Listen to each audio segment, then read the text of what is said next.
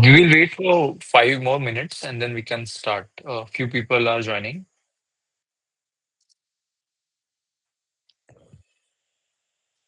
Pranam Swamiji, am I audible? Yes, yes, you're audible. Am I audible? Yeah, perfectly audible. Okay, okay. Maharaj, namaskar. No. Oh.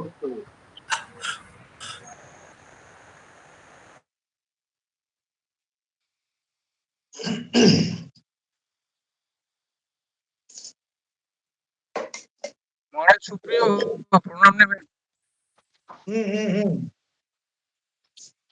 প্রণাম সুপ্রিয়। মহারাজ প্রণাম নেবেন।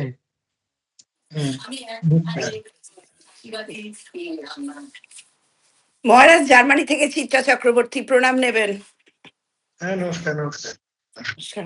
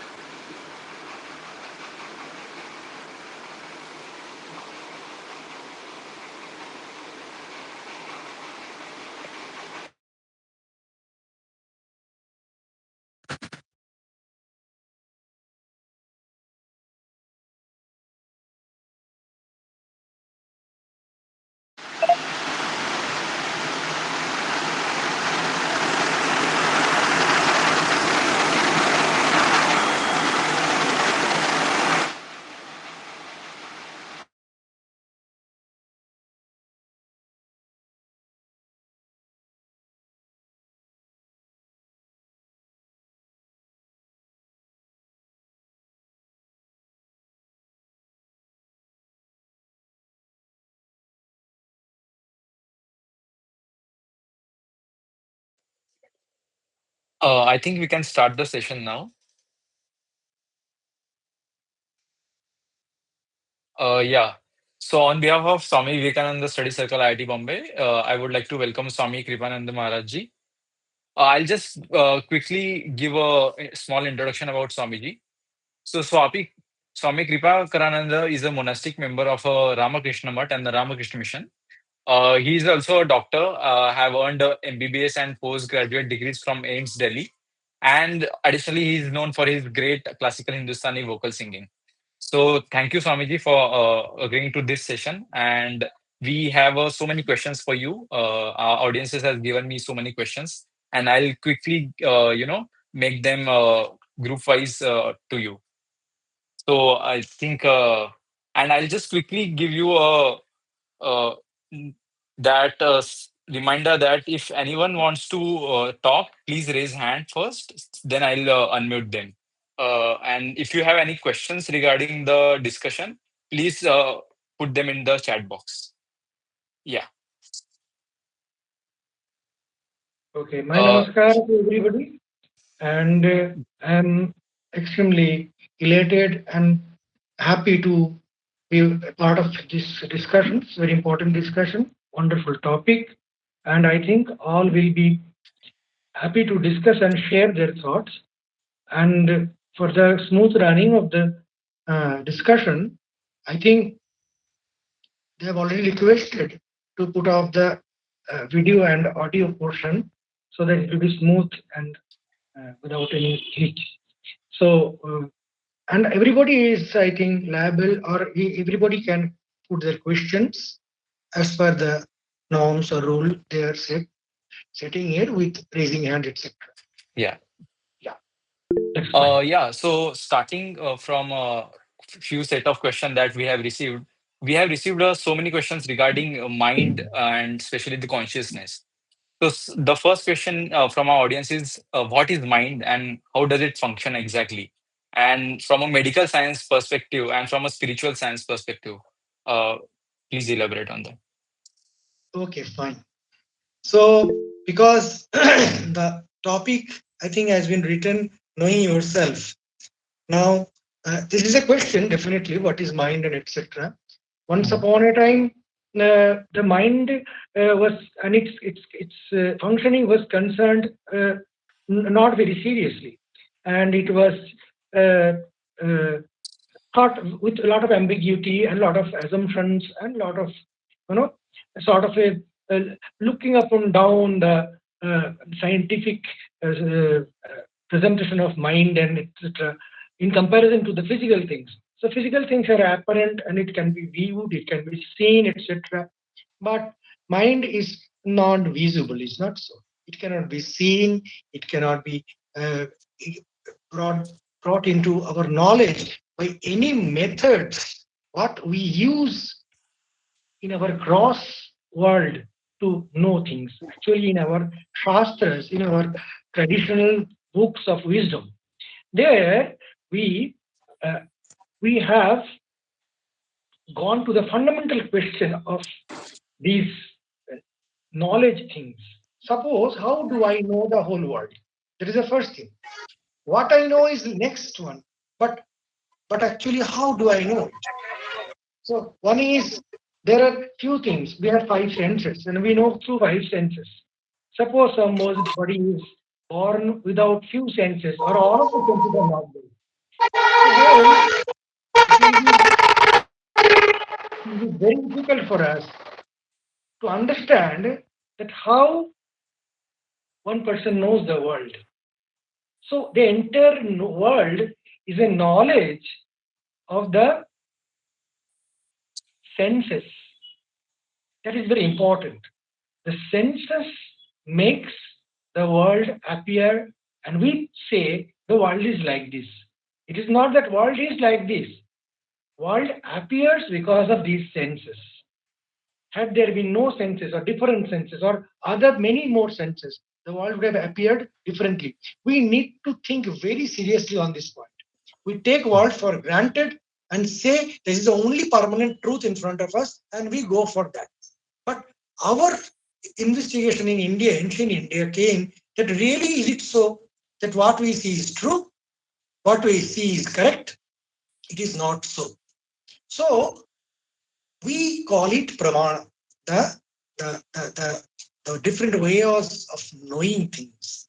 Now, the concept of mind you raised in the beginning itself, mind is one of the bodies we consider. It is considered and discovered and discussed at length and breadth in ancient India, say some 5 to 10,000 years ago. And because the Western science don't give a sanction to discuss, because they have a procedure of discussing things, we think we should not discuss. We are going back. We are backward. It is definitely not, absolutely not. And what was mind as discussed, say some 50 years back in universities, it was taught as an art subject. Now it has become science subject, and now it has become a big stream of the medical subjects and fraternity, psychiatry, psychology, and it has developed a boom in last, say, some 20 years. It has done miracles. What we used to think is a madcap and he cannot be corrected, he is gone, or it has been ghost, possessed, etc. So it is the investigation into the human entity. We have come to know that there is something called mind. Now, it is good that science also is giving the same green signal. Yes, there is a mind, but there is a lot of difference. Lot of, as you have said, that what is the reconciliation point between the medical mind and what we call as mind. This connotational or terminological fight is a long-standing fight, and we fight mostly on connotational things.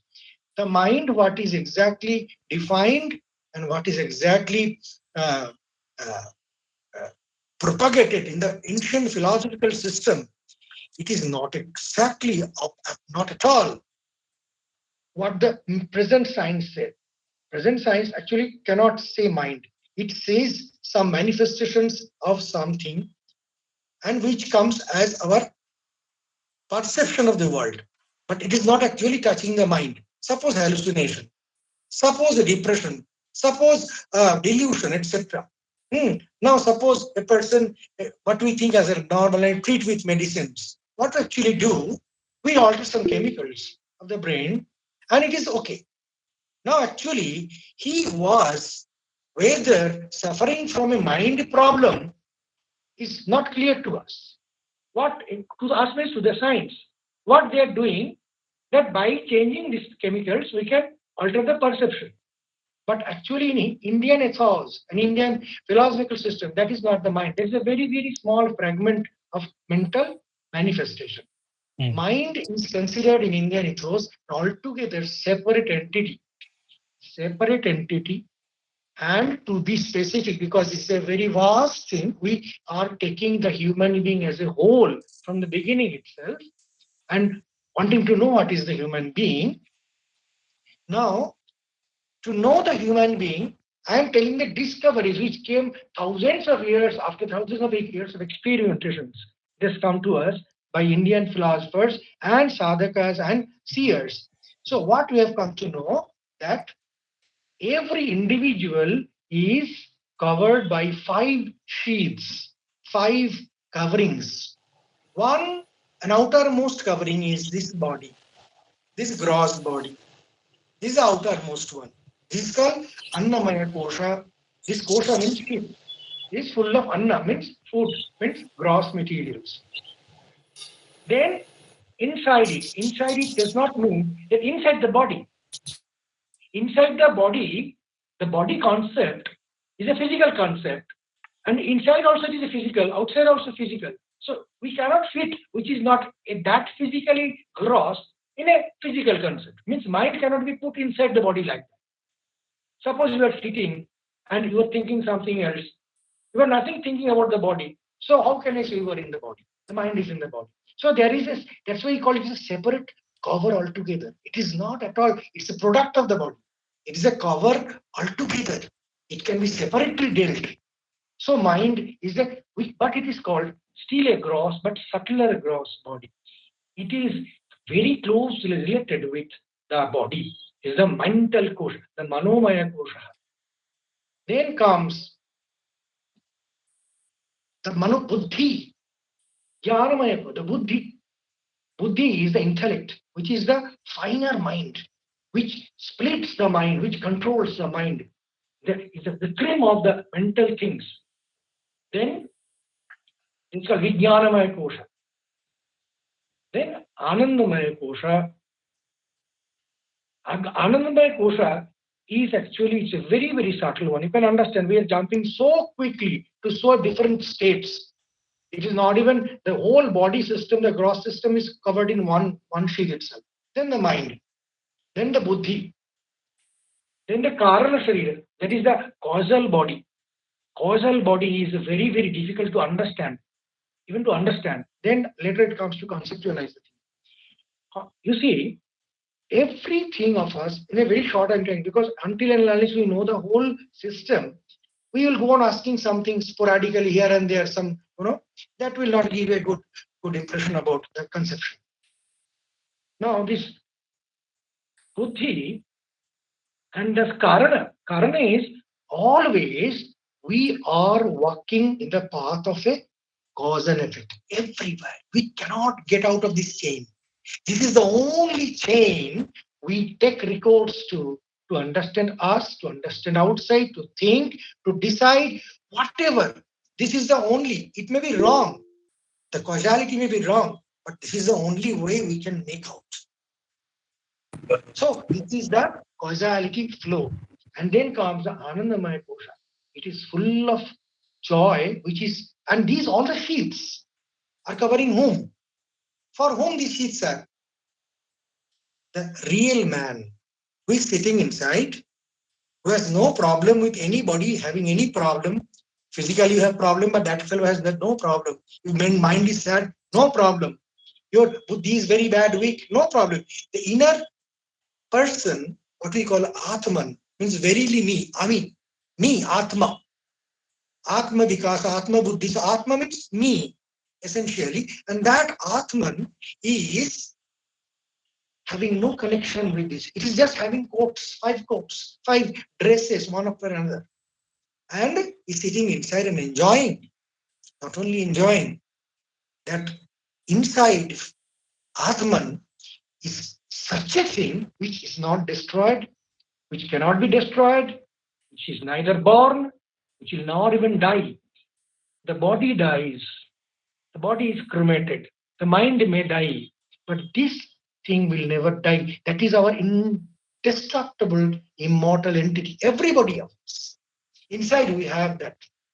And that only remains alive always, eternally. And I am having some coats. The grossest coat is body. The subtle coat is mind. And the mind is understood when we think. When we think, when we come across different thought processes in our Shastra, because it's an extremely big subject, I am telling the conclusions of what our Shastrakaras has made. So the nature of mind, mind, buddhi, chitta, we always discuss these words, but these are all almost similar. Who are they? Are they different or just names? Or just simply giving some names of small things? No. When, like a body, everything we know, a nail, one skin, one color, one wrinkle, one this, that, everything we're going on examining medical things. Every day we're busy, billions of people. The mental body, they say, yogis say, it is much more bigger than this world of gross world.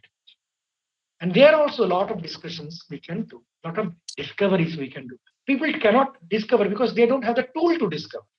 Because mind can be discovered by mind only. So that is not with us. We are not trained. Our education has not given us the chance to do. But until and unless we discover our mind with our mind, we will never even know what mind is. But we are sure there is some mind.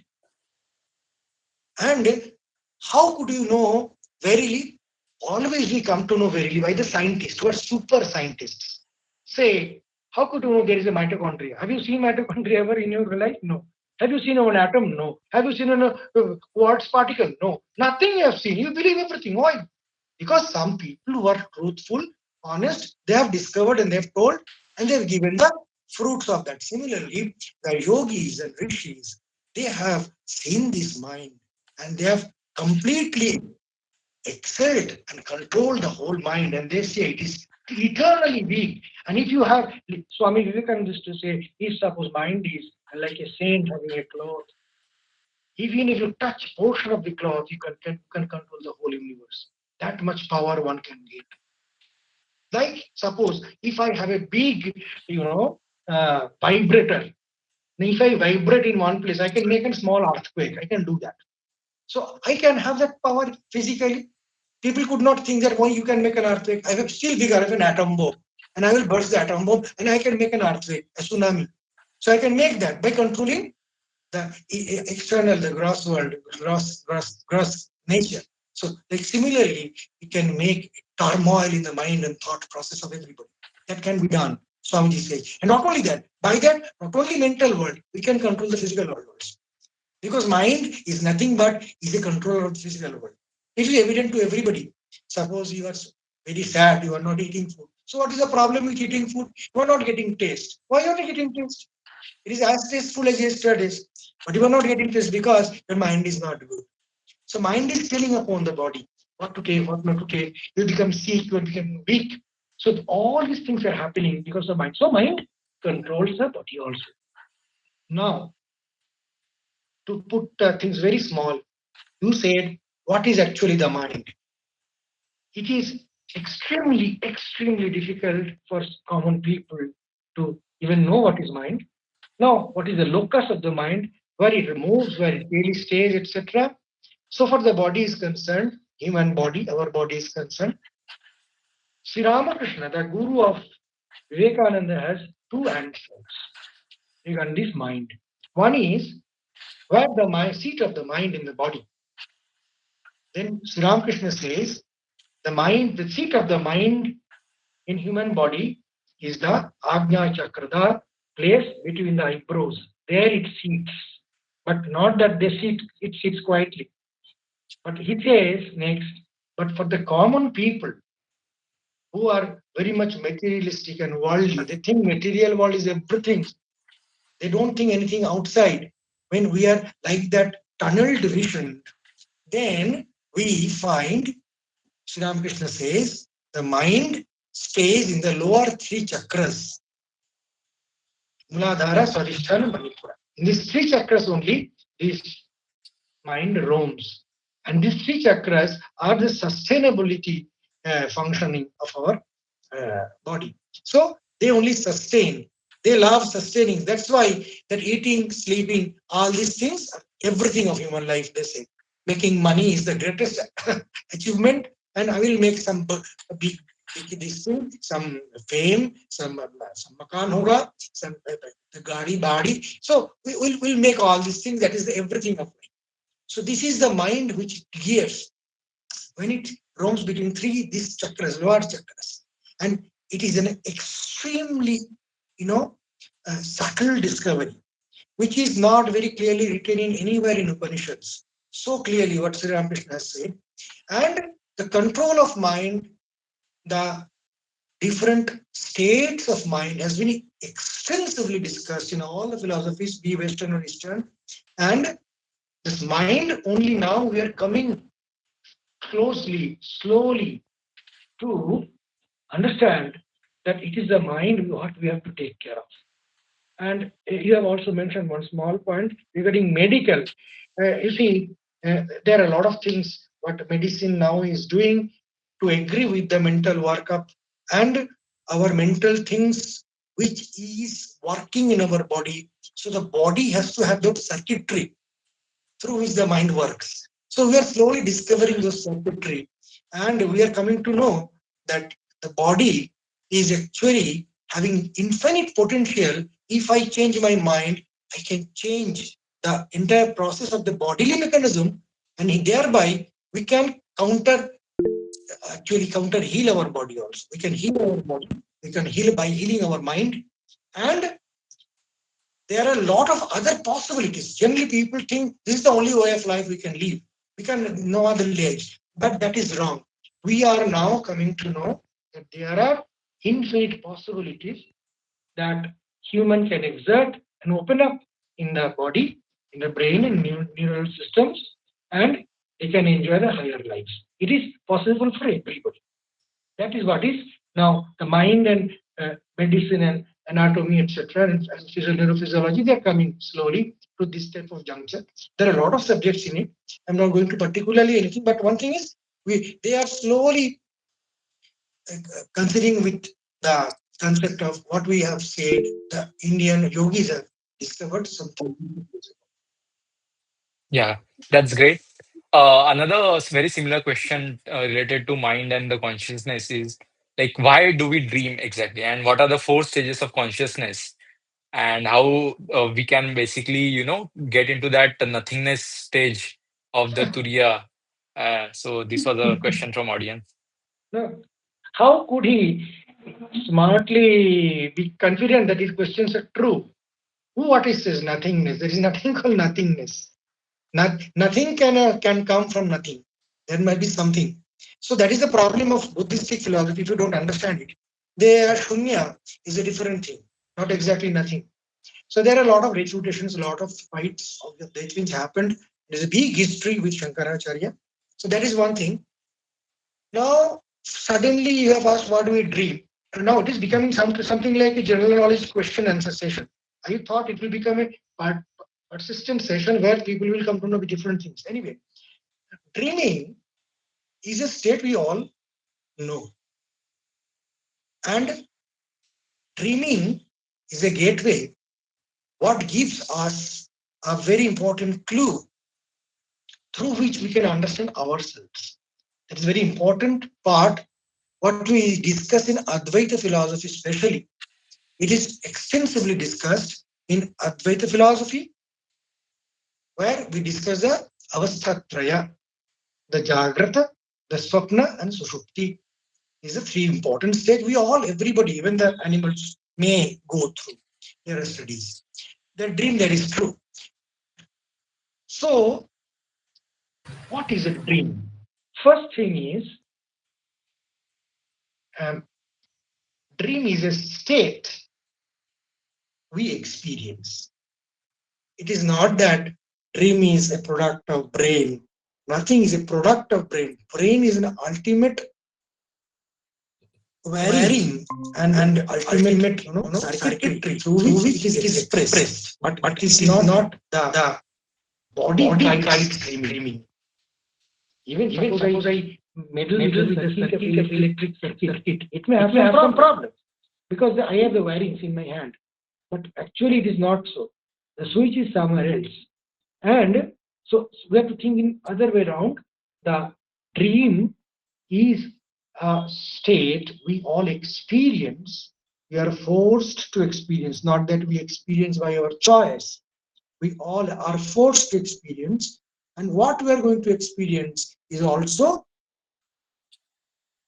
unknown to us. Unknown to us. We never predict what we'll dream today.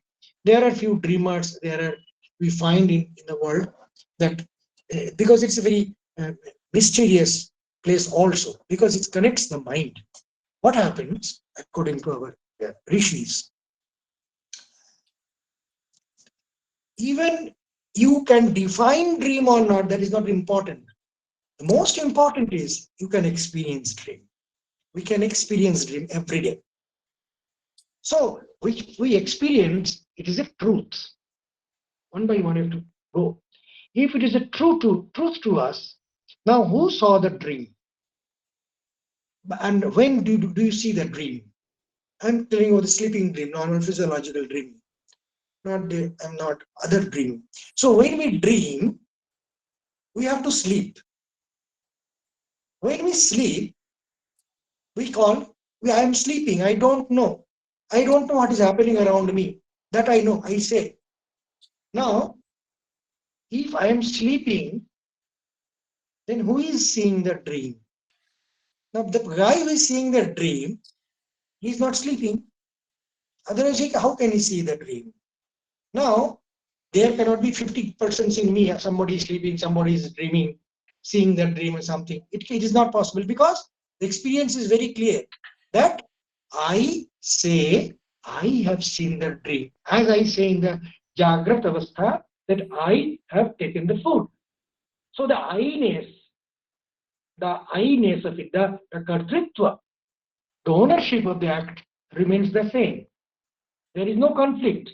We don't become conflicting. No, different I was there in the dreaming saying, no, I saw the dream and these things I saw. I am so sure about it. So I see that dream and again I sleep at the same time. How is it possible? Is it really making some sense? Not much sense. That means who really I am is not sleeping. The body is sleeping like a dead body. Almost like, not fully, of course. There are things we can wake up the consciousness.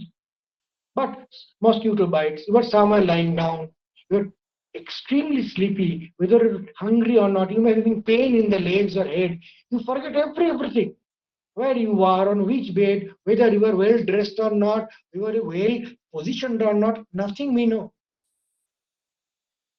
And Sri Ramakrishna is to ridicule this wonderful phenomenon and our ego of living. We think we are a big guy. We wear suits and boots. We go every day in the office. I am honored. I am always, surrounding myself with my own aura, my own all things, achievements and all. And I'm very happy all day. Now, when I sleep, that aura-oriented man is gone, dead. And Sri Ramakrishna is to make it jokes because these are very important footsteps to know who we are. Our yogis and rishis have discovered these are the important steps to know. These are the windows naturally made. It is no scripture. You need no scripture to know you are dreaming. Even you know teacher to tell you you are dreaming.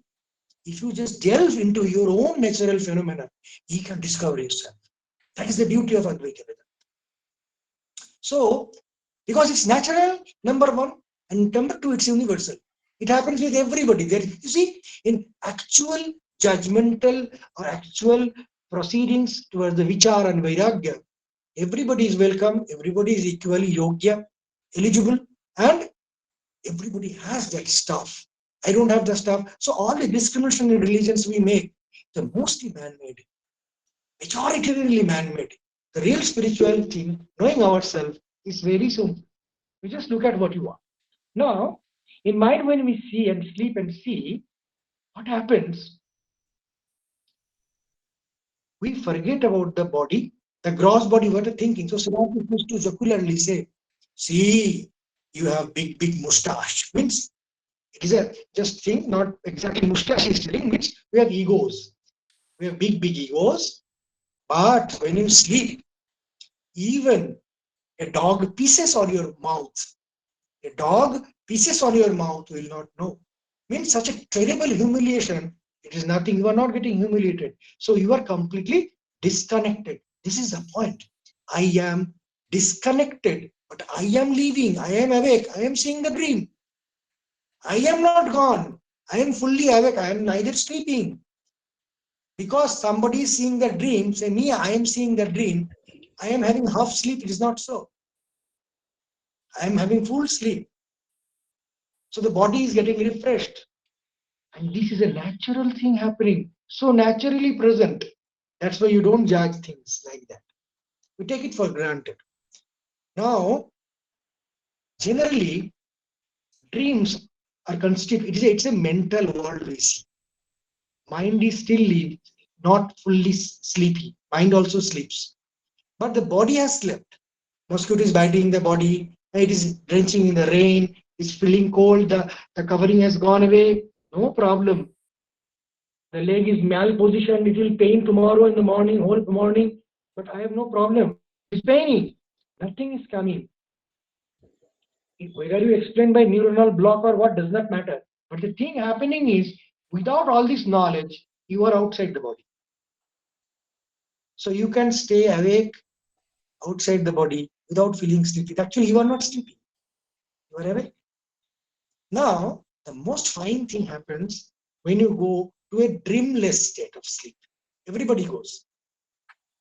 If you ask anybody, this is a very, very old question asked by the Upanishads. How did you sleep in deep sleep? Sushupti. Then two answer comes. Everywhere you ask anybody, universally, anywhere. When you have terribly deep sleep, we say, oh, so much I have slept. What is the time now? Is it morning or evening? Or, oh, I have slept 10 hours. I thought 10 minutes. Then if you ask, how did you sleep? They will have two answers. Only two answers, which is common to everybody. That is, I slept very nice. How do you? It's wonderful sleep. First, they will definitely say, it's wonderful. They will never say, so bad sleep. Never they will say, it's wonderful sleep. So in our Shastra it comes, Sukham aham asapsam. I slept very nicely, happily. Sukham. Then another thing they will say, so much deep, I could not know anything. Kuch jankari hi nahi tha. So the next sentence comes, Nakanchit avedisham. I did not know anything. These two knowledge will come out. When there was no dream, body has gone to sleep, mind also has nothing to offer. It has also slept. This is jada. That's why it sleeps. It takes rest. It goes for, we call it khanda pralaya. It goes to pralaya. I am still living. Now the subtlemost question is, suppose you are not dreaming, who saw that you are not dreaming? Who saw it? Suppose I put you in a chamber, black chamber, there is a black cat. I say, you catch the black cat. Now you are given half an hour. You are inside the black room, pitch dark. Now after half an hour, I bring it out. Did you see the black cat? No. I did not see any black cat. Now if you say that I did not see any black cat, you were awake and alert and wide open in your eyes. And you said, there is no black cat. To say that I did not see any black cat, you have to open your eyes and constantly go on seeing. Your seeing should be very, very sharp and vivid, but you could not see any black cat. So similarly, when you say, I did not see any dream, who said, who saw somebody was awake? That has to be there. Otherwise, who has the knowledge? Who is the knower of the thing? Something happening is one knowing, something not happening also one knowledge. Like I told you about the black cat in a black room. So, then also somebody is awake. Now our Shastrakaras, they say, the entity who says, I did not see any dream and I was extremely happy, this is the closest stage, naturally happens to everybody.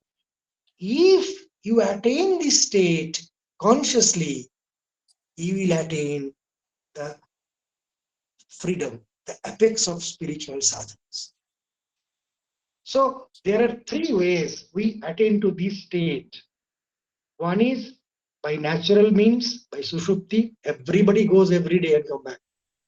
Why they come back? Because they don't attain the knowledge that that is me. They don't attain. It is like dark. Second is by our medication, by coma, state of comatose and etc. They may go to that stage. And third is by sadhana.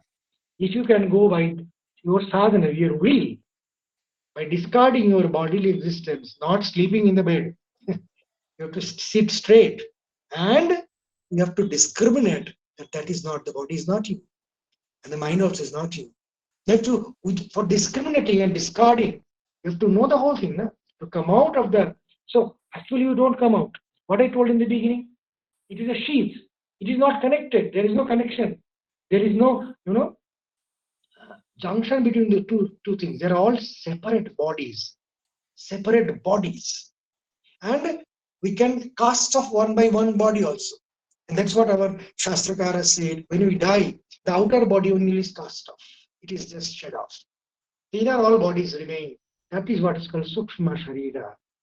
The Mana, Buddhi, Chitta, Ahankara, etc. taken together. But because they are full of Shariras, they again take another Sharira to continue their next desires. But when by sitting erect, you can consciously enter the state where what you really are, who never sleeps, who never gets tired, who never stops experiencing. With all everybody's experience, it is not touched. It is never touched. It is not stained by the bad mind, by the bad body. It appears, but it is not stained. So this unstained thing, when we discriminate, then we get the knowledge of ourselves. We were always that, but we did not have the knowledge. So when we don't have the knowledge what we are, there is a paradox. Suppose you don't know that you are that free. Not that you will be a vacuum. You will know something which is wrong. Not knowing truth is one part of ignorance, but knowing something wrong is another part. So these two things happens together to us. Number one, we don't know we are the free souls. And secondly, we wrongly know I am the body. I am this. So anything happens to the body, I am sad. I am getting old, I am sad. Disease, I am sad. So you will find in ancient India, a lot of rishis and all, they were, these things comes when warrior came to India to kill one sage. So he was always all his might and sword, and I can kill you. That is everything he knows. The body, kill, I am the everything. If he's afraid of getting killed, I will always overpower him. That's how the people, the world works. By mind or body, I will kill. So he threatened the yogi, I will kill you. Then the yogi laughed like anything. From heart he started laughing. He will kill me. I have never heard such a ridiculous statement from anybody, because he knew who I am. He's sitting straight. Without food, without cloth, he's eating. But then the warrior could understand something is wrong. This is the not man I always come across. He's not afraid. He's nothing happening to him. And he's threatening back with his laughter that I am nothing with a sword. So killing, I have killed many, but killing will not making him afraid, making him miserable, sorry, nothing. We generally see people are sitting without clothes in a summer, in a winter, and all this fit. But these are actually when you get out of your body and do, then it's okay. But only if you do that thing, it's a gymnastic of body. It has nothing to do with tapasya. Tapasya means when you really get out of the body, you come to know that you are not the body, the mind, etc. Then only when we say and sit like that without any caring the body, caring everything, that does not cast influence on us. Neither bodily changes, nor mental things, assaults, etc. Neither even buddhi. When we come across and completely, perfectly come to know that I am that eternal existence, indestructible, not even God created, not even God can destroy. It is the only abode of us, always was and will be. When we come to know this completely, that's why Swamiji said, this is a state of abhaya. He said, read Upanishads, you will find the only word, abhi, abhi, abhi. Swamiji says in letters, abhiraviriti ghoshayati vedanta dindimaha. This is the only word. Be fearless, because nothing to fear. You cannot be killed. That is our real nature. But there is a wonderful thing. When we know that I don't die and these things, our real nature, when I know it, my worldly existence becomes tremendously high in quality. The wonderful qualities of compassion, help, not seeing faults in others, not being tired in helping others, all these what we call good qualities, what we love to have from others. We don't possess them. We always love to have from others. But we really emanate them without any return. That is called the greatness. Great people becoming great. That's why Swamiji says, by this knowing yourself, then Arthvarn is involved Buddha, and Buddha is an evolved Arthvarn. It has just evolved. You can also evolve. And when you evolve, you see everything will be changed around the world. That is the world changing Vedanta. That is what Swamiji said. This is practicality of Vedanta. Not only you get your real nature back, but you get a practical world which is full of nobility, compassion, goodness, spirit, and strength. That is automatic. That is not you just mimic something and do. It is an automatic outcome, automatic nature of that man. Because it does not care of the what we call we must care, the self. That is called selfless. But there is another point. Swami Brahmanandaji was there. He was a brother disciple of Swami Vivekananda. So they are always in that state, in the state of Atman. That is our state, everybody's state. Everybody should be there, no problem. Now we we are not there. We're scared because I think I'm body, I'm thinking this. So we're scared always with selfishness, with all sorts of notorious things. So one fellow came to Brahmanandaji and said, no, you are a great person, great monk. You have given up everything. You are a tyagi. Then he said, I'm a tyagi? No. I am not a tyagi because I am with what I am.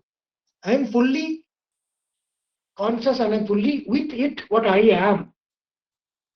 You are tyagis. You have completely given up yourselves and you are simply dying of pain and everything.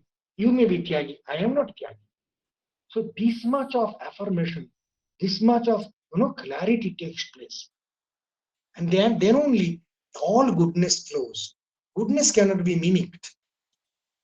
But this body and mind and other things which I am not, when I am identified, this identity with what I am not is a prime problem. So I told you two aspects of not knowledge or ignorance, what I call ajnana. Generally we say ajnana is not knowing something. No, here ajnana is a different thing. Not that not knowing.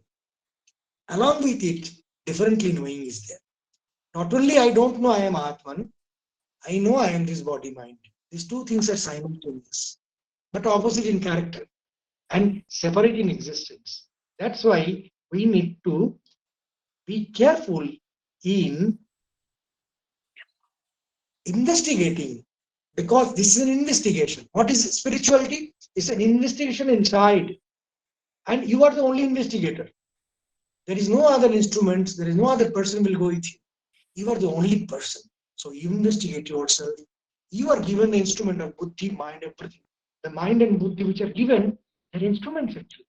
When body is an instrument, not only a kosha, you can use as an instrument. And they will again take you to the moksha. That was only what said in our Patanjali. Bhoga avavargartham prakriti. Not only it gives you enjoyment. आज कुछ खाना खा लिया, आज कोई देख लिया. So enjoyment I am doing with the indriyas. But when indriyas are properly used, they are taking me to apavarga. It's moksha also. They will take. The same mind, the same buddhi will take to apavarga. They are not enemies. They are the most trusted instrument God has given to us. Only we need to train. So when you speak of mind, when you speak of body, when you sleep, etc., then you have to be careful. I am dealing with a tremendous big scene. The body, the person which is seen and apparent to us, there may be some 0.01% of what actually he is. And what I said, because the dream thing came, dream and of course deep sleep, and along with this jagrata, this is called avasthatraya, three avastha. Now this avasthatraya vichara, if you do proper examination on this thing happening to us, then you will find automatically who we are. You need not even go to any scripture. That is what the scriptures have discovered. What is scripture? It's a discovery of the spiritual scientists of India. And they have gone themselves to that state. That is more important. It's not a theory. It's not a proposition alone. It's not a complete, intellectual model. It is truth. It can be attained. It can be lived. And you can get the fruit of it. That is the most important part. Great. Thank you, Swamiji.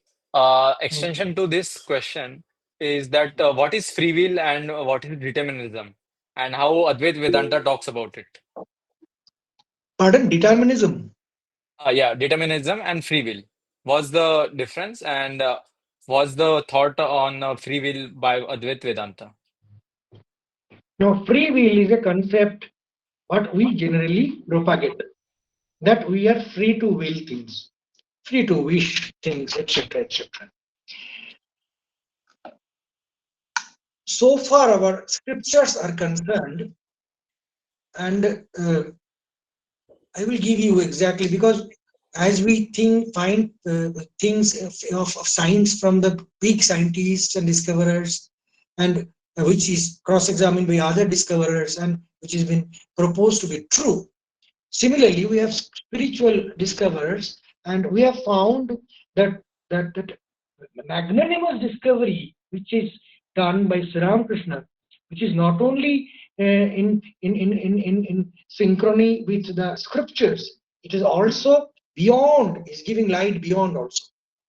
So here we can give you a small example what Sri Ramakrishna says, because will itself is a very subtle, very unrecognizable thing which we apply every moment, but we cannot know what is the nature of it. Until we know nature of it, we may eat, but that will not make me eligible to control it or to even enhance it. We cannot do that. So whether will is free or will is just like that, now there are a lot of confusions. It has been from the beginning of the creation. And we do will. And we find our wills are not just portion is I will want to do. Suppose a good food is there, I want to eat. The food is not good, I don't want to eat. The food also is controlling my will. So like that, everything is controlling my will. It's not a free. How far it is free? Is it free or can it be free? If it is free, then what is the nature of the free? Then how can I control? Am I controlled by the other things? Everything. When you go deep into mind, that's what happens. Every action, even the small movement of the hands and everything, it has a reason. What I call Karana Sharira, the causality. The causality is the only chain by which we can discover ourselves also. As the outside nature, inside nature also. So the causality is, suppose I am doing something, I am intended to do something. Before that, that's why you have prerequisite. You must be very honest. If you're a dishonest guy, you explain things according to circumstance. That will never, they cannot enter the spiritual kingdom. Failure ho jayega. Be honest. Now he must be medhavi, intelligent. If he dull-headed, he cannot understand things. He cannot enter. Now third is he must be persevering, dhairya. Then fourth, he must be having control over the senses little bit. Completely uncontrolled. You can always see who have uncontrolled senses, they have a very low intellect. They understand things very slow, or bad intellect. They understand bad things more. So there are a lot of like this. I'm not going to details of the common things, but one thing is sure, that when you want to enter the procedure of why I am doing something, you will come to know, if you're honest, you will come to know that you are not doing it by your will alone. The will is controlled by so many desires, so many incentives, so many previous impressions, so many memories, and so many things. They are seen so many in number that when you investigate inside, you'll find, oh my God, so many things I am having inside. I am nothing. I am a very small particle. I call it will. I am just thrown like a billiard stick. And the billiard ball is moving. I'm thinking the ball is free. No, the force is pointed and given from behind. I am giving that point. I'm allowing that. Now people, it's like that we can have a will, free will. First, let me tell a bit of what will is. Swami Vivekananda says, will is the only spark of divinity by which we can change ourselves. We can change to good or bad. In our Shastra says, Kartum Shakyam, Akartum Shakyam, Anyatha va Akartum Shakyam. We have these three things. A dog may not have those things. If you give food, he will eat. But if you give food in front of a human being, he may eat, he may not eat. He may otherwise also do. He may give the food to dogs also. We don't know. So there is something unpredictable which is governed by the person. We call it will of the person. Now, is it only free, or he has some other chemistry going on inside? That is a question. Then Swamiji says, this will is the spark of the divine himself. As if the divine is present in everybody else in the form of will, which I can modulate. An intelligent can modulate, a fool can do, a sinner, a sadhu, whoever, a child, an old, everybody have a will, and he can anytime with that power of will, he can change, he can modulate his life. He can if he wishes. Again, wishes means wills. If he wills, then he can use the will. Like that it comes. So will is something will be always going back and back. And it is showing us free something, free light. That's why Swami says it's a spark. And he says, I will tell you one very important thing. He says in the definition of education, he says education by which my willpower is controlled, I call it education. I have seen a lot of people highly educated, a lot of degrees. If I say, oh, go and meditate, no, Swamiji, I cannot do. Why? I know it is right, it is wrong, but I cannot do. See, even the Buddhi says it's wrong or right. The will is not that strong to make him do those things. He cannot do that. So will is weak. So the person is weak. Now, regarding the free will, as it is a particle of God, particle of the omniscient, particle of the divine, all-powerful thing. The seer of God says, don't think God is a word. Don't think it's a concept. God is there. It is very strongly said by Sri Ramakrishna. That don't think it's a mental model. What Swamiji tried to prove in the beginning, that what you see all is hallucination. Then later on he came to know it's not. That is true. Sri Ramakrishna says about the will is very important.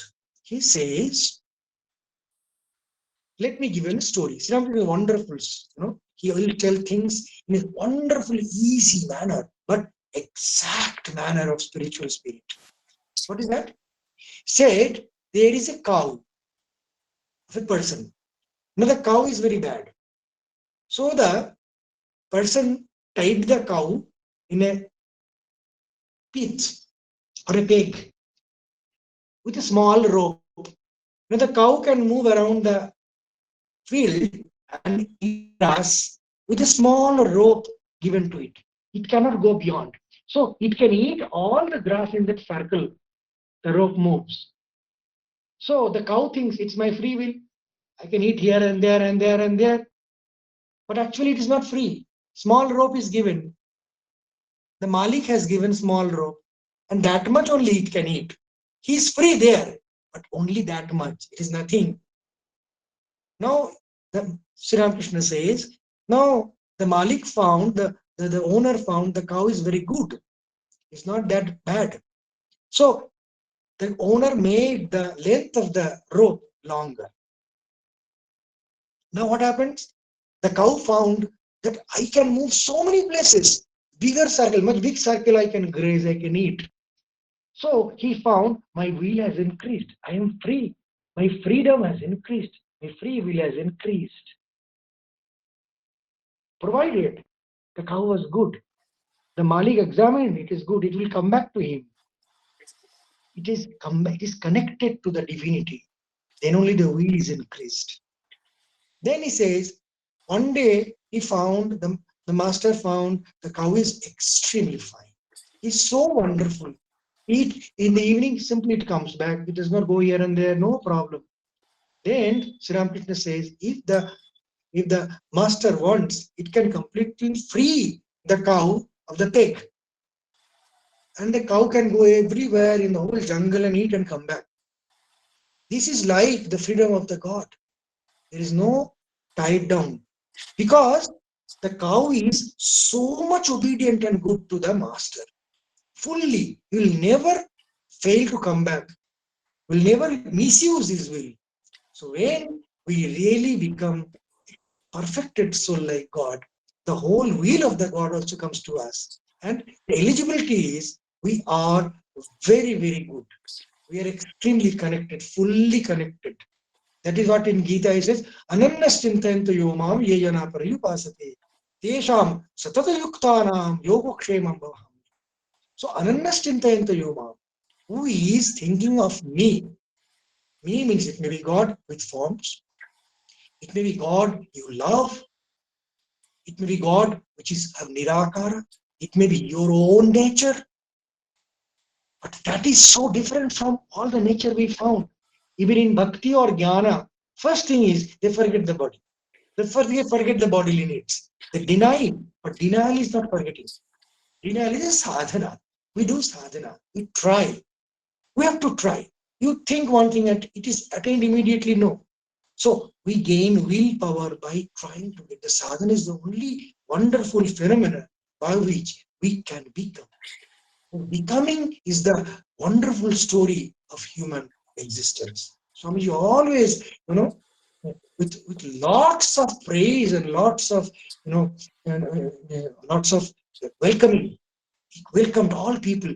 Enjoy the journey from man to God or to completely liberation. From animal state to man state to God state, anybody can go. So, anannastintayanto yomam yejana parayupasati. It's not that some God with form and having arti. You may do that, but that is not, it's a very, very, very, very outside one. Bidhi bhakti.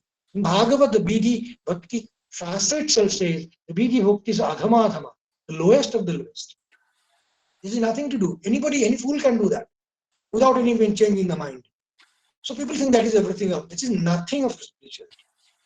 Religion, that is some sort of conduct and things you may do, you may not do. Because our goal is not that. Our goal is to get connected to our real nature. Once, they say, one fraction of a second, if you get connected, you are liberated. And what will happen is, your willpower will be similarly expanded, completely expanded. And the people can experience these states, not because they are extremely pure in like a gold. They never misuse. People generally try to misuse the power of religion and spirituality for their worldly needs. And that is absolutely a misnomer. It cannot happen. Suppose you don't learn driving a helicopter, and you suddenly sit and want to dream. You dream that I will fly the helicopter without knowing that the hook and crook. It will never happen. It will end in disaster. So this never happens. You can never fly until and unless you are adept. So these eligibilities will follow. But the beauty of spiritual journey is that you can never deny it. It is undeniably true, undeniably prominent in front of everybody. All human beings, be sinners, be sadhu, be poor, rich, man, woman, anybody. Why? Because all are assigned in the forehead with an inevitable incident we call death. Death is there.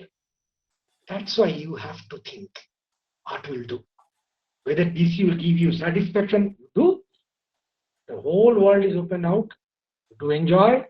Call what you call and think is enjoyment. You propagate, you think, no bar.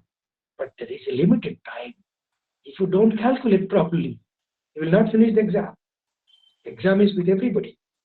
So that is why we find all the Upanishads, most of them. There is no like doing puja, some so ritualist, some swarga, naraka, nothing. It starts with death. It starts with death. Now, question, what will you do? Tell me. Katapanishad, purely. And we have ridiculed it. Yama, so it's a black bully guy with another buffalo. We have all good, funny stories. Actually, the funny stories survived them with us. Otherwise, the tortures and invasions have looted and destroyed almost all of the treasures. But can you even imagine? A person is imagining an impersonated guy who is the king of death, who is not the slayer. He's a king, he's a master of death, he's a conqueror of death. And to him, a small boy has gone, who is not lying, he is not a polluted guy, pure soul. He has gone to ask what will happen. And again, the master of death is examining, then he is answering, yes, yes, you are correct. I was just testing you. And the small guy went on questioning. He is answering the Yama. And the beauty you see of Indian ethos and Indian culture. See the culture. When Nachiketa is answering, questioning, and Yama is answering, then he started, angering the small guy. I will give whole world to you. I have that power. I will give all the jewels, all the enjoyable things. I'll give your body, which will live for thousands of years. I will give you all the power to enjoy. Enjoy. Who will come back from that offer? They are all of the youths are going from company to company for 1,000 increment. The small boy is given almost all the increments together. Then he says two wonderful statements. That the Yama, sir, don't befool me. Navityena tarpaniya manushya. It is never seen that by any amount of vitta or sampada, a man is quenched or satisfied. Nobody is satisfied. Don't fool me, dear master. The master is so happy. Then he said, what I'm going to tell that, see the beauty of Indian culture. Tremendous question that small boy did. Then Yama was answering. Last he said that, yes, I have now come to know you are eligible. You are standing on the real question. You are not having some feeble question, which will be immediately, misdirected and, it can be just washed away. You are standing on the right rock with proper understanding. Then he says one statement, Tadrinna bhuyat nachiketa prashta. He's just praying, let there be more and more a questionable person like you. We praise question. We adore questioning. We respect questioning. Questioning is the culture of India. It is the whole philosophy is a series of questions. By whom? Sincere souls. I tested your questioning capacity, whether it's sincere. I found is absolutely sincere. I'm full of joy. I can give you everything. There's no problem. But tadrinna bhuyat nachiketa prashna. Let, like you, thousands of people become full of shraddha and question. The question will immediately yield answers. The Swamiji says the whole nature is waiting to be unlocked. You hit, it will be unlocked in the mystery. And the nature is with us. It's nowhere else. Nowhere else. So that is the beauty that we have to tread this journey of self-questioning, self-evaluating, and keeping nothing covered. Truth cannot be covered, should not be kept covered, unsolved. So we have our lives. We see death. See, we are taught in the ancient India, life, death, Sharavikara, everything. We used to teach. Now it has become such a full of crumbled with prejudice. If you say that fellow died, then somebody on the house will say, no, don't speak. This is apashakuna. This is all amangala. Death is amangala. You see, to the sadhakas, they carry seat on the dead bodies and become siddhas. The dead body, I'm not telling that dead body you have to worship, but death itself is pure, because the purest truth in it. This is the only 100% truth which will happen to 100% of people. There is no exception, not a singlest exception. So we are giving it away. And we are dealing with all probabilistic things, what may happen to us, and going on digging there. And what we will get? Nothing. You will get ultimately the final truth coming to you, waiting for you. Come. So long this death is there, Swamiji said, there will be questions, there will be investigations. And this will be, even in medicines and all, they go on thinking how to become immortal, age should be increased, aging should be reduced, all genes and all. That's what in Nachiketa Yama said, I will give you hundreds and thousands of years immediately. We have the story of Yayati. He was a great yogi, and he thought, people say that who is enjoying by Atidirha Jivana? Same thing happening every day, eating and sleeping. So, even if you reach, what will you do? After you become rich, you have nothing to earn, you need not go and run for your employment, earning money. What will do ultimately? Will sleep, will eat, again sleep, that's all. With here and there, that's all. So, Jayati, when he found it, he wanted to make a proper experiment on that. No years experiment or anumana. He requested his children, and he actually turned them to yogis and told, see, I have to do an experiment myself. I will live for 1,000 years, literally. And how? So they have the vidya that the son can give his age, his longevity to him. That can be given. These all vidyas were there in the India. These are pranic things. So they went on giving, and he went on leaving. And these are all liberated children. They went on. There is no problem in leaving. They have no, hankering for living long. So they, okay, further you do the experiment. So when the experiment went on, he lived for thousands of years. At the end of the 1,000th year, he was asked, now what is the conclusion, Jayati sir? You have really lived.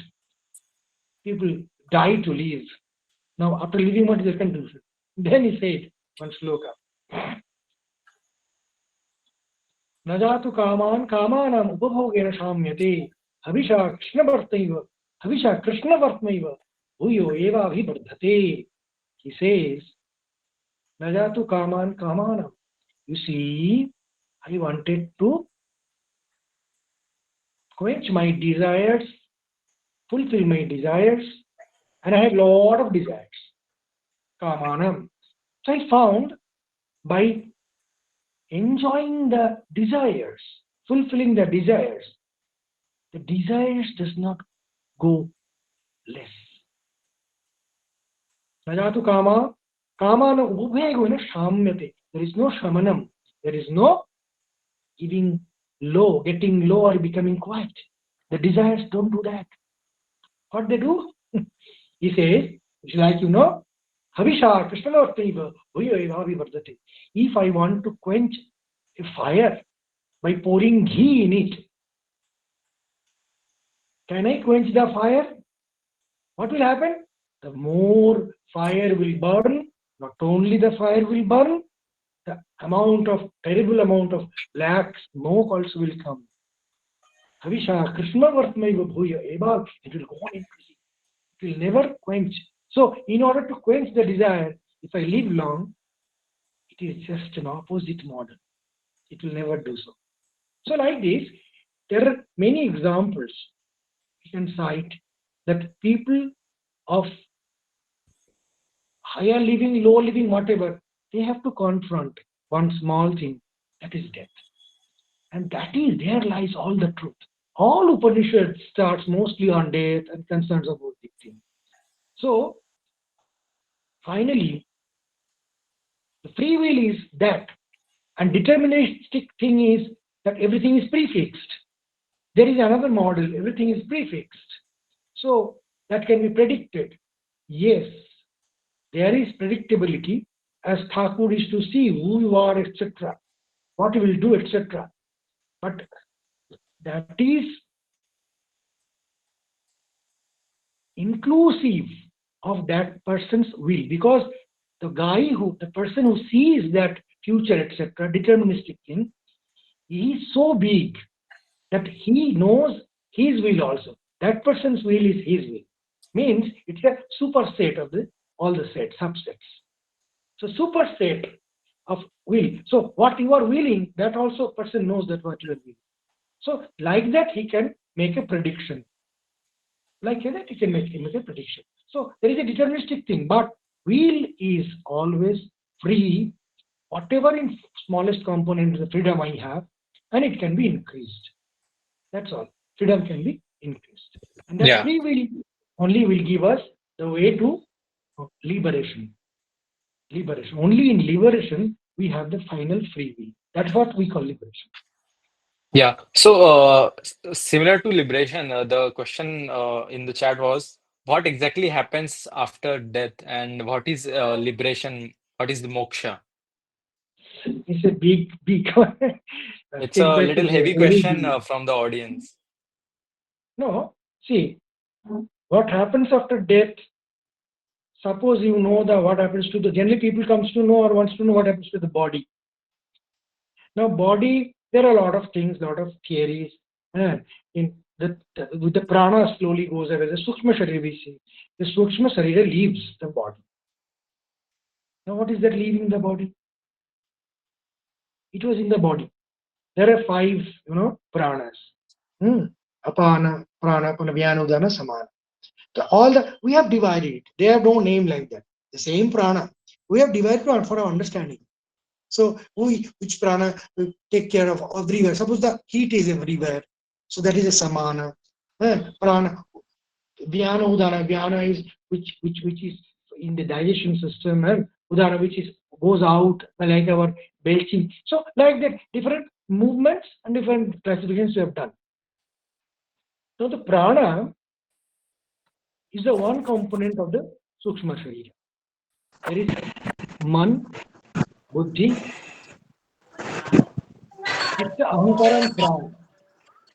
Man, buddhi, chitta, ahankara, prana. So even we don't want to understand one small component, we are just making first input, data input. These are the things. The sukshma sharira, the man, buddhi, chitta, ahankara, prana, the chitta everywhere. The whole of our memory database is there. Whatever you do, suppose you eat a very good feast. Now, after the feast is over, what is left with you? A memory. It is not the feast, it is not the trouble of eating, nothing. It's a small memory. Like the billions of memories are there in our chitta. Not only of this life, all so many lives I have lived. They are in such a mosaic condition. And as I said you, this Jada Jagat is one only, and this body. Now this body had this cell. The cell is produced by some rice or chapati. It was in the field 5 days back, 10 days back, 1 month back. So it is a flow of the jada. So similarly, chitta also is a flow. But I identify it's my body. It's an integrated one. So it's my chitta.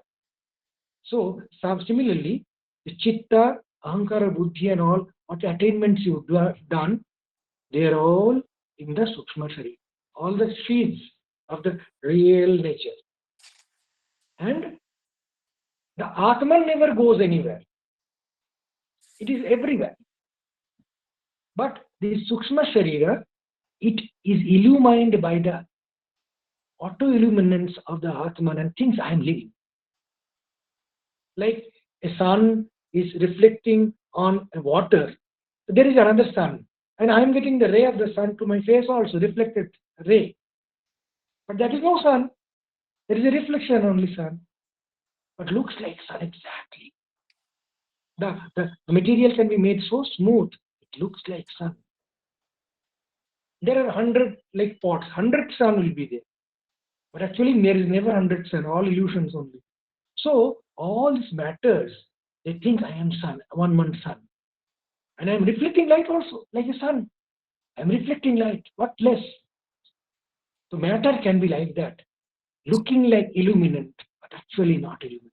There is no illuminance in it. It is all illuminant because of sun. But far we never see. Like I see you and all, each other. So reflected lights, it is like coming from the tubelets and all. We never thank tubelight. We never see. But it is their light only. That light only is coming from my face and my cap everywhere. Different colors getting. So that Sukshma Sharira goes out of the Stula Sharira. It casts off because it is gone. This is how beautifully it's said in Gita. Basam Sajarnani Yatha Vihaya. Like that worn out garments, It's just left. And we cry. Our garments, everybody has to live. Bad garments. And there are other propositions. What the yogi proposes, the Sukshma Sharira, by different transformation in the food, it goes to food ultimately, grains. And it chooses its womb. Not that we come from monkeys. We have never proved it. It's a theory and we simply believe without salt. There are at least 10,000 years of history in human body. We have never seen one species give rise to other species, giving birth to other species. And still we think Darwin is the only theory. We are monkeys one day. No, we are not monkeys. We have Patanjali Yoga Sutra, we say, Prakritya Purat. There are different bodies kept by Prakriti. We enter according to our desire. We select our womb by our desire. That is done by the Sukshma Sharira and rebirth is taken place. This is a very complex and very much wonderful thing, what has been told by the yogis, and it is there in Gita also. So, this Janma is another journey of the same Sukshma Sharira. Medically speaking, when we die, there are a lot of people ask us that so much pain we have, pain and this thing. Actually speaking, there are another propositions that there are few hormones which are not released normally. If there is a pain during death, generally in hormone endorphin is there, and few other more are there. So they are released in tremendous amount, which reduces the pain of death also. And the death is a process because when we think to assess death, we assess the body. Now body is getting cooled or rigor mortis or becoming so and so, these things, brain death. There are a lot of things. Now, a small question to you. Suppose that you have died. Now you take your liver and you take your kidney, cadaveric liver, and you transplant to somebody. That fellow is living back. The whole liver is living, the whole kidney is living, the whole eye is living. Then who is dead? And who is living? So, it's not that simple. Now, one thing is sure, the yogis have directly mastered the life and death. Directly, there is no biomedia. There is no slowly examining every cell. They had even the vidya of, entering others' body. Suppose they thought my body is bad, they can simply die willfully and enter a body of a dead person who is living or maybe young body. He can enter and leave. Immediately he can go. And he will go on examining the body, whether it is dead, rigor mortis happened, truly dead or not. Yes, all the cells are living, where the dead has gone. So these things we will do. It is not that simple. The death generally immediately takes place. Immediately the person dies. But there are things that desires, attachment, and all these things who did not want to die. So they generally don't want to take another body. They went on searching for the bodies. These are the subtle bodies and things. These are all true. But point is, this life and death has happened to everybody of us lakhs of times. We are hugely experienced in these things. So nothing to worry. It will come and go. It will make us more and more experienced. This is the only way. And by life only and by death only, we know to go beyond life and death. To go beyond all the constructions of life and death. The afterlife, the swarga, this naraka, these are all the simulation of the life only. So you simulate different ways, different modes, the same thing again and again. But one day comes that we know all these things are trash. Actually, I am tired. That's what is said by the greatest of the saints. When you get tired and call upon Mother, I'm tired. Then Mother comes. We are always the Mother of the Divine, children of the Divine Mother. We are always, all are children of the Divine. They're playing. And Mother is happy. This is explained by Sri Ramakrishna. Wonderful explanation. How it actually happens. We blame others. We, finding faults. We are very, very happy. We think we are ourselves spiritual people. By blaming others, they are non-spiritual. Like this happens. We're making fake garments of spirituality. That will not happen. The real story is, there is one real nature, truth, which never dies, which is always full of consciousness. absolutely fearless, absolutely free, and fearlessness is the same thing. Now, that fearless thing, say it's the mother, because we're children, so somebody has to be called mother. Let us call it mother, with all motherly traits. Now, Sri Ramakrishna says it exactly happens the same. The mother of the universe, given all the children want small toys, the enjoyment of the world.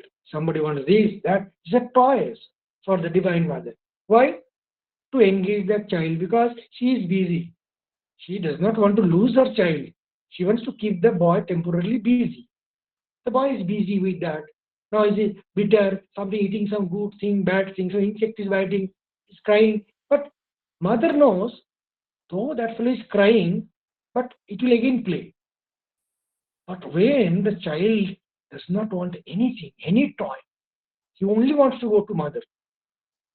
Sri Krishna says, the mother immediately understands that the boy wants me now, nobody else. Then Sri Krishna says, the moment mother hears that the child wants me, then leaving everything, all business, she comes rushing and takes the boy in the lap. Mother is always full of compassion. Only she is waiting that if let the boy be busy, if he really wants me, I will immediately. So that is the reality. The God, the real we are always there. But our toys are with us. So long we'll have the enjoyment of the toys, the mother will cook and do all the things of herself. She will not come. She will not appear. The moment we remember, oh mother, I want to go to mother only, nothing else, then Sri Ramakrishna says it, because they have seen Sri Ramakrishna as the past master of realizations. He is not only realized in one school, any way, and his things have surpassed the knowledge and vastness of Upanishads also. So when he says with extreme love and beauty and simplicity of his attainments, he says, this is how God works. And we are always the children of God, whoever we are. So that is the spirit, what Swamiji told. Always remember who you are, real nature. Assert it and see, tremendous things will happen. Not only he says, repeatedly he says, the moment you assert yourself, your real nature, indestructible nature, then what will happen? Not only you will be full of power, the whole world will be coming under your way, under your feet, he says. It will come.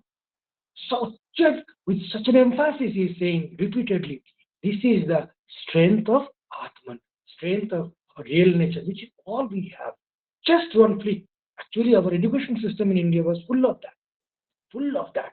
All were offered that knowledge. Siddhartha, who became Buddha, he also got that knowledge. He forgot. Now, in the middle of his life, when he had children, he found the dead and all this. Then it flicked. It clicked in his brain. Really, I saw that. This clicking is called actual Chetana. Adhyatma Chetana. Reading is not Chetana. So we got the Adhyatma Chetana. Then, immediately leaving all the good things, what he craved and made by himself, he left everything immediately, so much immediately, in the dead of the night. He simply went. The same Siddhartha was attached to the wives, all the things. And overnight, that Chetana was so strong, he left and immediately went to the other side and became a researcher of the misery. His misery has to be solved. It is hanging on everybody's head. I cannot sleep without solving that. We all are seeing dead life, like we are Siddharthas only. We are not becoming Buddha. That Chetana is not coming. But we are all susceptible. We are all eligible to have that Chetana. Nobody binds us. Chetana is our sadhana. To get that Adhyatma Chetana is the only thing what we call sadhana. Once we get the Chetana, once we become yearning for the God, for the ultimate, for the real nature, Sri Ramakrishna says, almost everything is done. Almost everything is done. You can immediately like that. Yeah, that's great. Last question before I open to the audience. So, Swamiji, what books you will suggest to read Upanishads in depth and other any articles or scriptures? See, if you are really interested in spiritual things and all, books are open. There is not a single book I should say you should not or should. Whatever suits you. See, because even book is not necessity. If you go to the nature, you can call upon the thing. There are wonderful things. Sri Ramakrishna says, see, for knowing the reality, only one thing is needed, that is yearning. Because we called the divine or whatever you tell is antaryami. Antaryami means antare sthitva yamayati. He sits already inside. Not only you know, he knows. Your real nature knows. The real nature is one. He knows. So, if you are yearning, that I told, if I am yearning without telling a single word also, it will be known to the divinity. And Guru, the teacher, are plenty in number always. Sri Ramakrishna says, Guru mile lakh, chela mile ek. There is no problem with gurus or books. Yearning heart is not there. That is the problem. Now, secondly, one fellow asked, if suppose one person makes wrong mantra, he does not know. Swami Krishna says, nothing doing. If he has the yearning inside, the craving for the reality to know inside, even he has wrong things, it will be done right. It will be done right immediately. That is what he affirms. So there is something, some force. It's not that you will be roaming. And what I found, which connects the spiritual practice with our day-to-day conducts, what we may call it practicalized Vedanta or practicalized spirituality, that is vividly present and accurately present without any misleading things in the book of Swami Vivekananda. There is not a single mistake. That is the beauty of it. You need not be worried that if it is mistaken. Swamiji has not told to me, somebody else, it may not be applied on me. These are the confusions we create. But one class of people we call avatara, when they say something that is so terribly powerful, even if you misunderstand, that will take you to the right path. And that will help you. There is no other way. And the speaker of the thing is always behind you. These are the, some, you can call it mysterious part or some treasure, the secret part of spirituality, which cannot be seen. Because it's not seen by everybody, we call it, it's like a story, but it's true. Third, reading scriptures and Upanishads does not make you any way prudent or wise until and unless you properly understand and you are properly recipient of that. Only intelligence will never do. The real craving must be there. Otherwise, after reading Upanishads, oh, this is Upanishads, hopeless stories. Like a cockle bull stories. But Upanishads, Swamiji says, but the highest of the poesy, highest of the imaginations, highest of the language, with all superlative. Now, the mind which reads, that is important. So, before reading, because Upanishads are in cryptic Sanskrit, they have a lot of explanations, and not that by reading anything will come to you. They have a vivaksha, something to say, and that vivaksha, that thing is only Atma Vastu. That is the only thing they want to say by different analogies and all. And in that thing, the very, very compiled and nice one is Gita.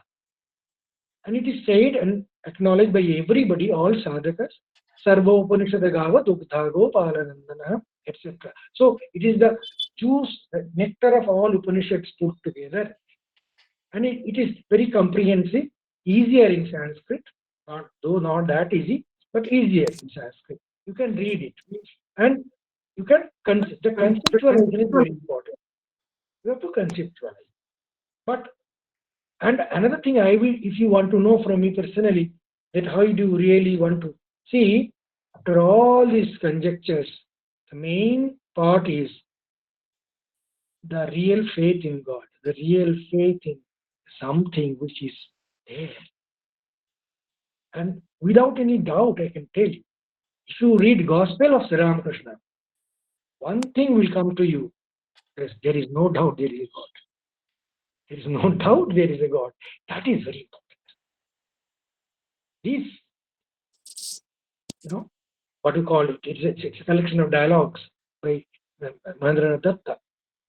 If you read that, that will really kindle the, God consciousness in us. Then whatever you ask and search, it will become meaningful. It will become, suppose you are given a taste of real nectar. Now every shop you go and search for nectar. That means everything. But you don't know what is nectar. You go on searching for shops and shops. Nothing will happen. Even nectar comes, you cannot identify. So first is we must have a, some tangible sense, tangible, liking for and understanding for God. If you read Gospel, I think it will never fail. Gospel of Sri Ramakrishna is a fundamental book which is understandable. Now you read Gita and 550 verses of Gita and you don't understand any of it. What is the use? You will tell that I have read Gita. You will tell others I have 20 Upanishad books in me myself. Does not matter. It will not help anything. It will not help anyway. What will help you is the tangible ones. We have been through almost all the types of books, but it is my humble, experience. After you get taste, then you go through any scriptures. There is no bar. If you want to really want to torment your brain with real theories of human, nature and nature of God, etc., you read Brahma Sutra. That is Nyaya Prasthana. That is so much. You will be mad. You will know what logic can do. That is the highest of logic. But in the beginning, it will derail you. You will fail interest. So first, and when you read Brahma Sutra, then you will find that the Gospel of Sri Ramakrishna is tremendously illumined. Giant. It is nothing. It is a giant. Like big stars and big giant, nebula, etc. Even there so much distance, still you can feel the ray. The bigger, you can still feel the ray. Even distance doesn't matter. So similarly, though it is in distance, but that way we can. And Sri Ramakrishna said, anyhow, somehow, get to know to God. There is no prescription. Anyhow, by jostling, elbowing, whatever, you go. This is the word he uses. That first go and meet the king by elbowing and jostling. And if you want the prescription, I think this is the thing which is really helpful. Even I say the Hitopodeshas, the Ramayana Mahabharata, they are all wonderful, but extensively elaborate and all. And Swamiji used to say, sometimes or other there will be a bloom of spirituality. All are like jungles. But Gita is good, and I should always say, another thing I should say, read the life of sadhakas. Not only theories and theories, logics and logics. Read the lives of great sadhakas who are siddhas, who seen God. That you can do. That will help tremendously. Yeah, thank you, Swamiji. Now I'll request if you have any questions, please raise your hand. I'll take your name and then you can unmute and ask the question. So, Rajiv, please go ahead. Rajiv, can you hear me? Okay, the next in line is S. Gaur. Pranam, Swamiji. Chikhar here. The thing is, at times we are confused. At times our mind is clouded. And it is expected out of us that we should use our vivek, or rather, conscience we call it in English. I don't know whether they are exact translation or not. Conscience. Correct. So, when the mind is confused, mind is in dilemma, when the Brahma is there, how do I apply this vivek over there? Okay, because fine. And if some voice is coming from within, I don't know whether this is my inner true conscience which is speaking, or whether it is just my which is running. Correct. So let me just give you some fundamental clarification. This is a fundamental clarification. when we defined the Sukshma Sharira, we called about mind and conscious is a matter of buddhi, you know. Buddhi. Buddhi is doing the vichara and viveka. So what is buddhi? We are doubtful whether it's mind only, again deluding me with the real conscience. So the manas, the buddhi, the chitta, and ahankara, the four things for common people make the same thing. You know, before some 40 years back, we used to call all the South Indian people Madrasi, but they are Andhra, Kerala, called Karnataka. It's all different, so different, unique. But we call it Madrasi because we don't bother. They used to not to go and all, something like that. So similarly, we all call Sukshma Sharira, but it is not that simple. They are all different and absolutely different from each other. So this manas we define samshayatmika manaha. When there is a doubt, doubting this or that, this faculty is mental faculty. And then nishchayatmika buddhi, that is buddhi which completely asserts. Now how it happens? The same mind can become buddhi. How? Because we apply our vichara. Now we apply, what is the vichara? Always you will see majority of vichara is karya karan, cause and effect. If it happens like that, from where it has happened? What is the real reason? It cannot be real reason. So find out another reason, whether it supports that. Then again, why it happened again, the other reason behind it. So when you go back to the reason, this is called pratyahara, you know. This is called pratyahara. It's a very important exercise of mind. When you do our own selves, that only makes your mind strong. This is Patanjali. If you read, it's very interesting. So when you go back to your cause, then you can see this is the reason. That is called buddhi, nischayatmika, affirmative, assertive. That is buddhi. So there are these characters of the Sukshma Sharira called mind, which is doubting. Sukshma Sharira is mind, which is assertive. It's called buddhi. So buddhi is just a different oscillation of the Sukshma Sharira. That's all what we call it. Different oscillation. Oscillation is, it is going through pratyahara. It's going through the cause and effect relation backward. For anything happened, go back. No imagination, no proposition, no personal imposition. Exactly what happened. If you apply in your own mind, you will be deluded. You cannot find. Why did I did so? No, you will go on imposing things, you will go on showing that is not true. But true path is there. When something happens, there must be something, certain cause. You have to find it out. Then that cause is another reason for another, which comes from another cause. Now, if you go to 5 steps back, you will find a big thing happen. So this is the power of mind.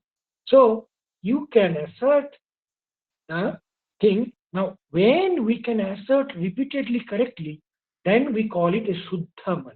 It's a Shuddha Buddhi. The Buddhi Shuddha. Why? The personal interpolations are not there. There is no partiality, no personal tinging of the thing. No incorrect tinging. It's all correct. Exactly correct. That is the Tikna Buddhi we call. Sharp intelligence. No partiality. Same mind. And Dr. Gaur, am I the tangible means, is it okay? Namaskaram. It is difficult. Certainly, it's extremely difficult. But this is how you define it. When we really speak, say I speak mana, it does not mean anything to me. Everybody has different connotations of mana because none of them know what is mana in full list. So similarly, buddhi. But what the confusion? It can be only corrected by non-attached analysis of the thing. When we are attached, we are already deluded. That cannot give a Shuddha Buddhi or Shuddha decision. Never it can. So always we do two things.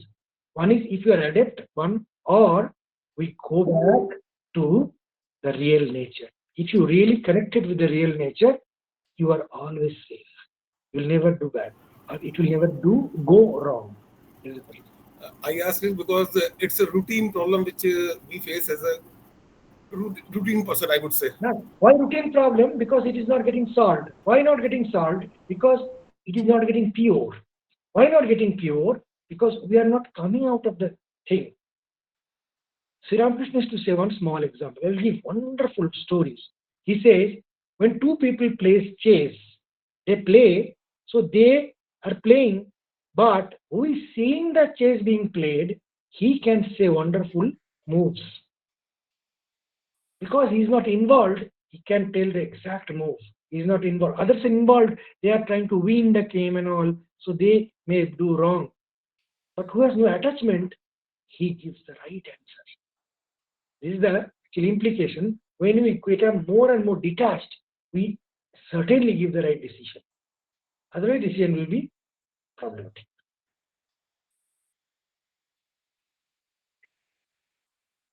Yeah, Rajiv, if you have a question, you can ask. We have a last 10 minutes for the session, so whatever questions we can take, we'll try to make it. Rajiv, please quickly ask the question. Okay, next in line is Rahul Mandal. Rahul? Okay. Uh, Ashok Saraf, please unmute and you can ask your question.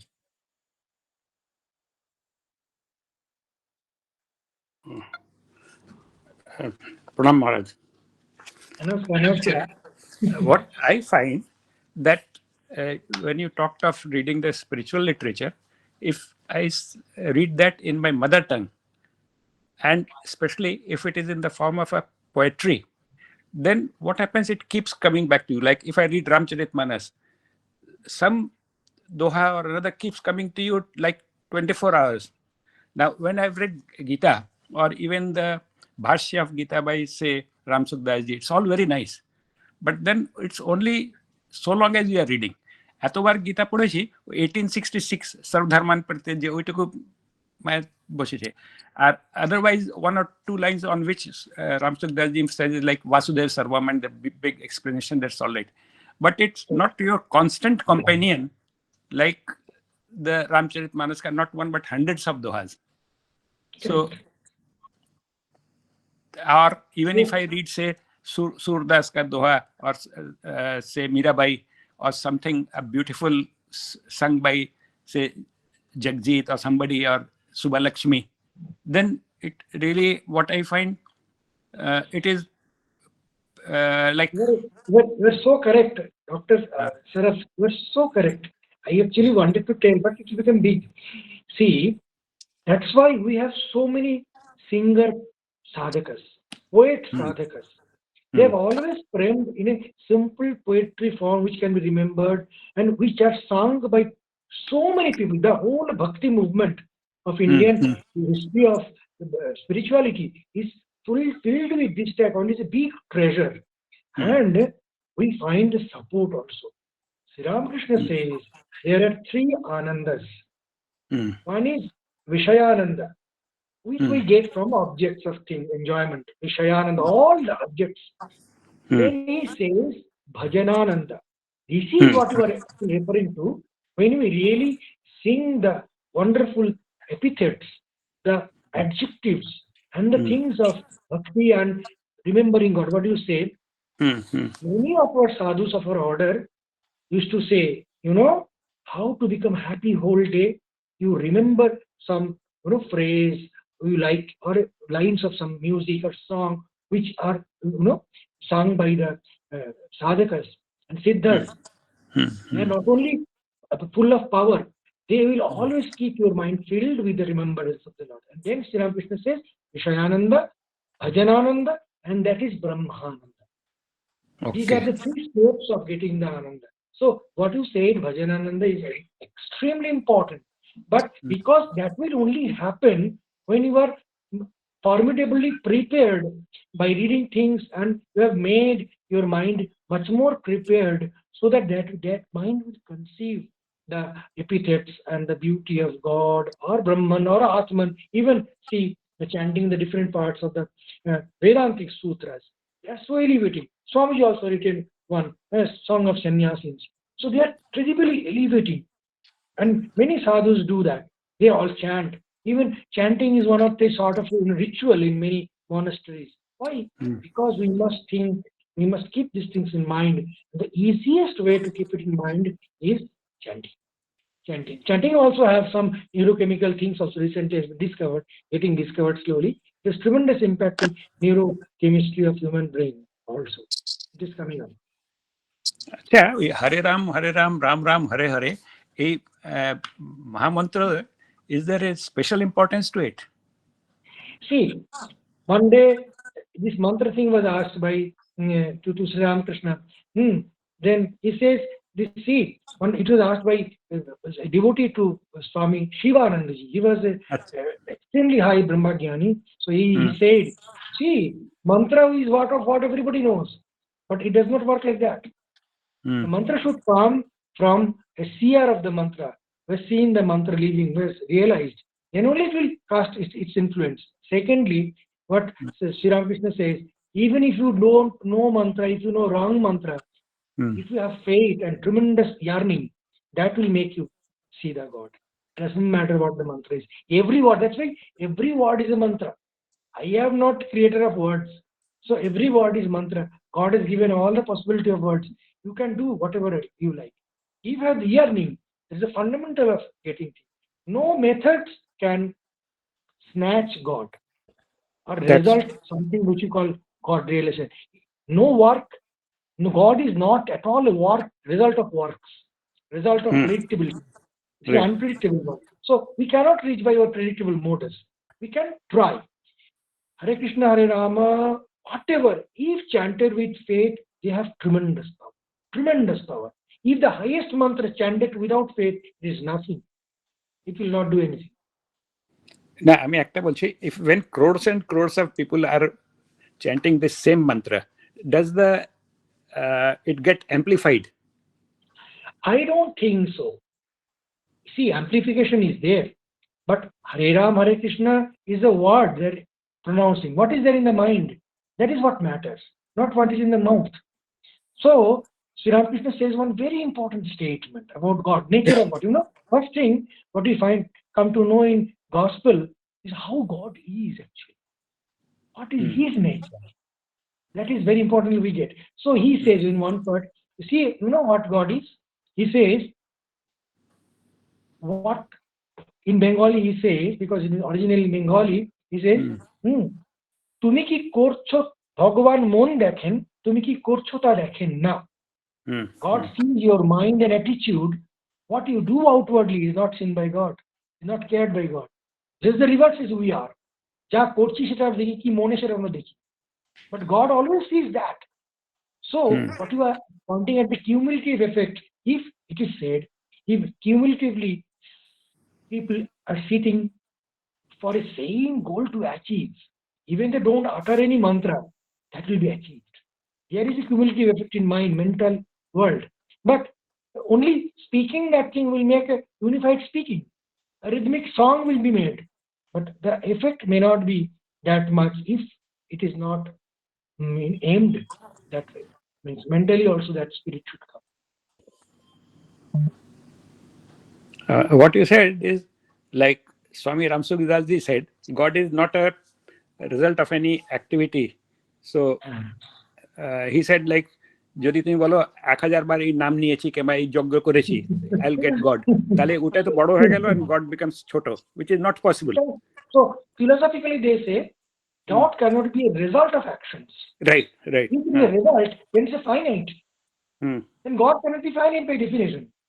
Right. So anything cannot result in God things. Right. Because it cannot result in it. Okay, now we have come to the end of the session. I thank Swamiji on behalf of SVIT Bombay for answering so many questions in detail. We have so many more questions, but I think we'll try to cover them in future sessions. Thank you, Swamiji. Thank you so much. Thank you. नमस्कार महाराज. रघु क्या है यहाँ क्या? महाराज प्रणाम. पप्पू को देना है क्या? प्रणाम महाराज. Thank you. মহারাজ চলে গেছে. বেরিয়ে গেছে।